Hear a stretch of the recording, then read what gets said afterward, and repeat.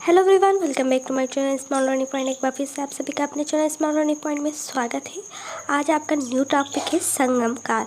तो संगम काल ज़्यादा बड़ा नहीं है, बस इसमें ऐसे कुछ क्वेश्चन है जो कि काफ़ी बार एग्ज़ाम में देखने को मिल जाते हैं। एंड एग्ज़ाम के पॉइंट भी आपसे ये जो आपको हम यहाँ 30 क्वेश्चन बताने वाले हैं जो कि एग्ज़ाम के पॉइंट में आपसे बहुत ही इंपॉर्टेंट है। तो संगम काल से रिलेटेड क्वेश्चन जो है इसमें परेशान ना हो, आप लोग प्रैक्टिस इस क्वेश्चन को करें। एंड ये क्वेश्चन बहुत ही इंपॉर्टेंट है। चलिए अपने टॉपिक पे आते हैं बिना टाइम को वेस्ट किए हुए। बट स्टार्ट करने से पहले अगर आप हमारे चैनल पर न्यू हैं तो चैनल को सब्सक्राइब करें, बेल आइकन को प्रेस करें। एंड लास्ट में अगर आपको वीडियो लास्ट में समझ में आती है तो वीडियो को लाइक कर दीजिएगा। ओके, तो यहाँ जो फर्स्ट क्वेश्चन है कह रहा है कि लाल चेर के नाम से प्रसिद्ध हुआ चेर शासक कौन था जिसने करणगी पत्नी के मंदिर का निर्माण कराया था। ऑप्शन कह रहा है एलारा नहीं, बी करिकाले नहीं, सेनु गुट्टुवन हो जाएगा, Senguttuvan. Okay, C option right हो जाएगा। नेक्स्ट क्वेश्चन देखने को मिल रहा है यहाँ कि तमिल का गौरव ग्रंथ जीवक चिंतामणि किससे संबंधित है, जैन से। ठीक है, तो जो तमिल गौरव ग्रंथ जीवक चिंतामणि है या जैन से संबंधित था, बाकी का आपका रॉन्ग ऑप्शन है। अगला नेक्स्ट क्वेश्चन एग्जाम में देखने को मिल रहा था कि तमिल भाषा के शिल्पाधिकारम और मणि मेखलाई नामक गौरव ग्रंथ किससे संबंधित है। ऑप्शन है जैन धर्म नहीं, बौद्ध धर्म। बौद्ध धर्म राइट हो जाएगा, बाकी का आपका रॉन्ग ऑप्शन है। तो देखिए बौद्ध धर्म यहाँ जो है शिल्पाधिकारम मणि मेखलाई नामक गौरव ग्रंथ किससे संबंधित था, तो बौद्ध धर्म से संबंधित था। नेक्स्ट क्वेश्चन कह रहा है निम्नलिखित में कौन संगम युगीन व्याकरण रचना सर्वाधिक महत्वपूर्ण रचना मानी गई है। ऑप्शन ए, ऑप्शन बी नहीं, ऑप्शन सी। तो ऑप्शन सी राइट होगा, बाकी का रॉन्ग है।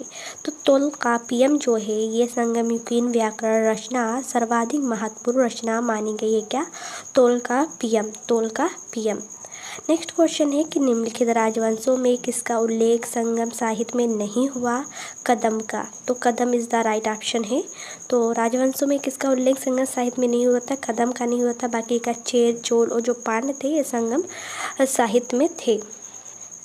अगला क्वेश्चन देखने को यहाँ मिला था कि संगम युग में जो आपके यूर है किसके लिए विख्यात था, मसालों के लिए नहीं, आपके कपास के व्यापार का महत्वपूर्ण जो यूर था या कपास के व्यापार के महत्वपूर्ण केंद्र था। अगला प्रश्न है यहाँ तोलकाप्पियम ग्रंथ संबंधित प्रशासन से, विधि से, व्याकरण से। तो अभी मैंने आपको बताया था कि जो तोलकाप्पियम है या व्याकरण और काव्य से संबंधित ग्रंथ है। अगला प्रश्न है धार्मिक कविताओं का संकलन कुरल किस भाषा में है, ग्रीक में, तमिल में, तेलुगु में, पाली में। तो यहाँ कौन सा आंसर देखने को राइट मिला, तमिल।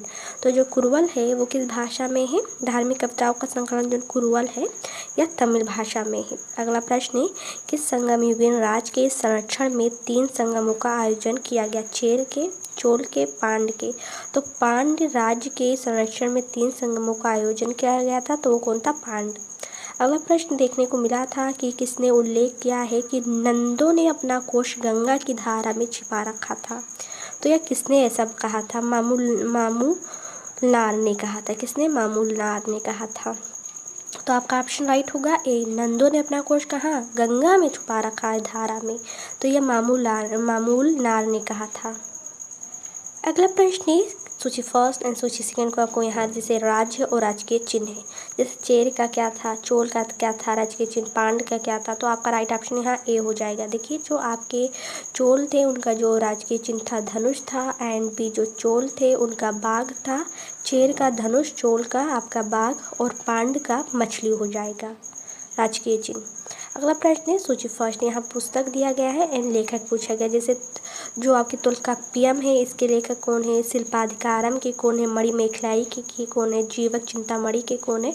तो राइट ऑप्शन ए ही आपका राइट होगा, क्योंकि यहाँ जो तोलकाप्पियम है ये बहुत इंपॉर्टेंट है रचना है। ऐसे नहीं कि आप लोग सोच रहे हैं टफ है और कह नहीं पा रहे हैं तो ये छोड़ बाकी आगे बढ़ते हैं, नहीं, ये जो मैं बता रही हूँ ये बहुत इंपॉर्टेंट। जैसे तोलकाप्पियम के लेखक पूछ लेता है कौन है, तो तोलकाप्पियर है। ठीक है, अब दूसरा शिल्पाधिकारम किसका था? तो शिल्पाधिकारम आपके इलांगो आर्टिकल का था। किसका? इलांगो आर्टिकल का था। मणि मेखलाई, अगर मणि मेखलाई की बात करें तो शीतले सतनार का था। शीतले सतनार का। अगला जीवत चिंतामणि की बात करें तो तिरुतक वेदर थे। ठीक है, तो इस तरीके से आप राइट हो जाएगा आपका ऑप्शन। अगला प्रश्न है कि सूची फर्स्ट एंड सूची सेकेंड को म्यूजिक करना है। पहले में क्षेत्र दिया, दूसरे में उसका अर्थ दिया है। जैसे कुरिंजी का क्या अर्थ है, प्लाई का क्या, मुल्लाई का, और मरुदम का और नेउल का। ठीक है, तो आपको बता दें जो कुरिंजी है उसका अर्थ होता है पहाड़ी, पलाई का मरुभूमि जिसे निर्जन स्थल कहते हैं, मुल्लाई का अर्थ होता है जंगल, और मरुदम का होता है कृषि भूमि, एंड नेउल का अर्थ होता है तटीय प्रदेश। अगला प्रश्न देखें, यहाँ देखिए सूची फर्स्ट एंड सूची सेकेंड को यहाँ मैचिंग करना है। जैसे ए आपका प्रथम संगम, द्वितीय संगम, तृतीय संगम अध्याय जिसके कौन कौन थे यही पूछा गया है, तो राइट ऑप्शन आपका ए होगा। जो प्रथम संगम थे उसके जो अध्यक्ष थे वो थे अगस्तस थे। द्वितीय संगम के अगस्तस और तोलकाप्पियर थे, और तृतीय संगम के नक्कीरर थे। ठीक है, अगला प्रश्न है कपाटपुरम या अल में संपन्न द्वितीय संगम एकमात्र शेष ग्रंथ कौन सा है? ठीक है, तो यहाँ आपको देखने को राइट ऑप्शन मिलेगा यहाँ होगा तोल्काप्पियम। ठीक है, तोल्काप्पियम।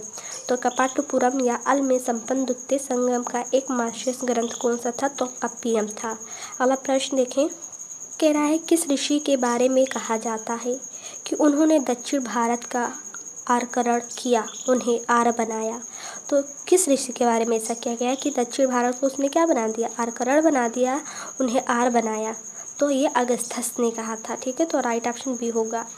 तो किस ऋषि के बारे में कहा गया कि उन्होंने दक्षिण भारत का आरकरण किया, उन्हें आर बनाया? अगस्त्यस ने कहा था, अगस्त्यस ने। नेक्स्ट है स्ट्रेबो के अनुसार संगम के किस वंश के शासक ने रोमन सम्राट के दरबार में 20 ईसा पूर्व के लगभग अपना एक राजदूत भेजा था? तो पांड नरेश जो थे उन्होंने स्ट्रेबो के अनुसार संगम युग के किस वंश के शासक ने रोमन सम्राट के दरबार में 20वीं ईसा पूर्व लगभग अपना एक राजदूत भेजा? तो पांड नरेश ने भेजा था। किसने? पांड नरेश ने। अगला प्रश्न है तिरुवल्लुवर की रचना कुरल या मुप्पाल को कहा जाता है? तो तमिल भूमि का बाइबिल कहा जाता है। तो तिरुवल्लुवर की रचना कुरल या मुप्पाल को क्या कहा जाता है? तमिल भूमि का बाइबिल कहा जाता है। नेक्स्ट क्वेश्चन है यहाँ की तमिल काव्य का इलियड कहा जाता है? तो आपके इलियड हो जाएंगे शिल्पाधिकारम। ठीक है, शिल्पाधिकारम। तो शिल्पाधिकारम आपके तमिल काव्य का इलियड है। नेक्स्ट एंड लास्ट क्वेश्चन है तमिल काव्य का ओडिसी कहा जाता है? आपका यहाँ हो जाएगा मणि मेखलाई को। तमिल काव्य का ओडिसी मणि मेखलाई को कहा जाता है। नेक्स्ट क्वेश्चन देखेंगे, आपका नेक्स्ट क्वेश्चन क्या है? नेक्स्ट क्वेश्चन है पुहर कावेरी पट्टनम की स्थापना किसने की? तो आपके करिकाल ने की थी। किसने? करिकाल ने। A option is the right option हो जाएगा। तो Karikal is the right option है। अगला प्रश्न है राज्य और विख्यात शासक, जैसे चेर के विख्यात शासक, चोल के, पांड्य के, तो यहाँ आपका राइट ऑप्शन ए हो जाएगा। जैसे चेर के अगर देखें पर विख्यात शासक देखें तो सेनगुट्टवन थे, और चोल के करिकल था, और पांड्य के नेदुजिलियन था। ओके, अगला प्रश्न है मुजरिस किस राज्य का प्रमुख बंदरगाह था? तो पांड, चोल, चेल। तो यहाँ बता दें चेर। मुजरिस जो था वो किस राज्य का प्रमुख बंदरगाह था? तो ये चेर का था। मुजरिस जो था वो चेर का था। अगला प्रश्न किसके संबंध में यह कहावत है जितनी जमीन में एक हाथी लेट सकती है उतनी जमीन में 7 आदमियों का पेट भर सकता है? तो यह कावेरी डेल्टा किसके संबंध में कहा गया? तो कावेरी डेल्टा के बारे में ये कहा गया था कि जमीन 7 आदमियों का पेट भर सकता है। ठीक है, अगला प्रश्न था प्लिनी के ग्रंथ एवं अज्ञातनामा लेखक के ग्रंथ पेरिप्लस के अनुसार मोती के सीप पांड्य देश के किस क्षेत्र से निकलते थे? तो ये थे जो कोल्चे क्षेत्र से निकलते थे। किससे? कोल्चे से। नेक्स्ट क्वेश्चन है इस टॉपिक का कि गाय या अन्य वस्तुओं के लिए लड़ते लड़ते मरने वाले वीरों के सम्मान में खड़े किए जाने वाले वीर प्रस्तर को क्या कहा जाता था? तो वीरकल नडुकल, ठीक है, कहा जाता था। अगला प्रश्न है प्राचीनतम तमिल देवता मुरुगन किस वैदिक देवता के सदृश थे? तो यह जो मुर्गल थे या स्कंद कार्तिकेय के समतुल्य या सदृश थे। ठीक है, मुर्गन जो थे वो कार्तिकेय, जिसके स्कंद कहते हैं, उनके समतुल्य थे, सदृश थे। अगला प्रश्न है, संगमकालीन साहित्य में कौन को एवं मनन किसके लिए प्रयुक्त होते थे? प्रधानमंत्री के लिए, कि राजस्व मंत्री के लिए, कि सेनाधिकारी के लिए, कि राजा के लिए? तो बताते कौन को और मनन थे जो संगम साहित्य में, ये किसके लिए यूज़ होते थे? राजा के लिए यूज़ होता था। नेक्स्ट था, निम्नलिखित में से कौन संगमकालीन पत्तन पश्चिमी तट पर स्थित थे? नीचे दिए गए कोड पर आपको विचार करना है सही से। तो आपके जो होगा इसमें राइट वो होगा तीसरा, तोपडी और मुसरी।